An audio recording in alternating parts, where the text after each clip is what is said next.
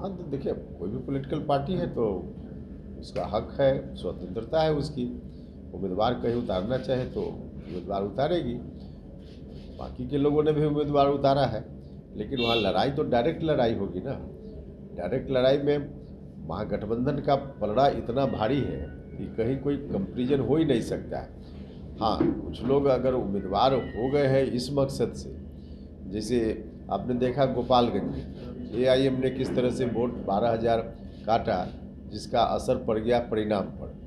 तो आम लोगों को सोचना है कि कौन जीतने हारने के लिए लड़ रहा है और कौन सिर्फ वोट काटने के लिए लड़ रहा है। तो इस बात को ध्यान में रखते हुए लोगों को वोट करना चाहिए। अंतिम डिसीजन तो आम लोगों का होता है। एआईएम से मुश्किलें बढ़ी हैं आप लोगों की? मुश्किलें बढ़ी स्वाभाविक रूप से, थोड़ा तो गोपालगंज में दिखा, लेकिन हर जगह उस रूप में मुश्किल होगी ऐसा हम नहीं मानते। और कुरहन्नी में जिस तरह से मतदाताओं का समीकरण है, उसके आधार पर महागठबंधन के सामने कोई चैलेंज नहीं है। लेकिन फिर भी एक एक वोट हमारे पक्ष में हो, अधिक से अधिक मार्जिन हो, इस बात के लिए तो आम लोगों से हम अपील करेंगे ही कि सब लोग मिलकर किसी वोट कटवा के पक्ष में मत जाएं।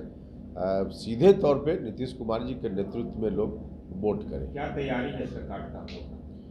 नहीं, तैयारी जनता के बीच जाना है, लोगों के बीच जा कर के लोगों से अपनी बात कहनी है और कन्फ्यूजन पैदा करने की कोशिश कहीं से हो रही है, उस कन्फ्यूजन को दूर करना है। स्वाभाविक रूप से जब लोगों के बीच कन्फ्यूजन कम से कम होगा तो महागठबंधन के पक्ष में ज़्यादा से ज़्यादा मतदान होगा। सर कह रहे हैं कि मछली खाद इस बार बनेगा इसमें।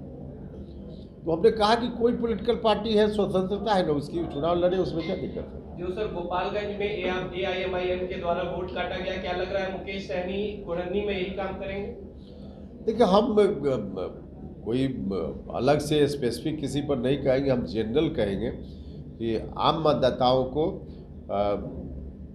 सिर्फ और सिर्फ देखना चाहिए कि क्यों हम वोट कर रहे हैं। और वोट करने के लिए डेवलपमेंट का काम है, नीतीश कुमार जी का नेतृत्व है, समाज के सभी वर्ग को लेकर के नीतीश जी चल रहे हैं, तो उसके आधार पर लोगों को मतदान करना चाहिए। बाकी कोई पार्टी जा रही है तो जाएगी। नीतीश कुमार प्रचार में जाएंगे?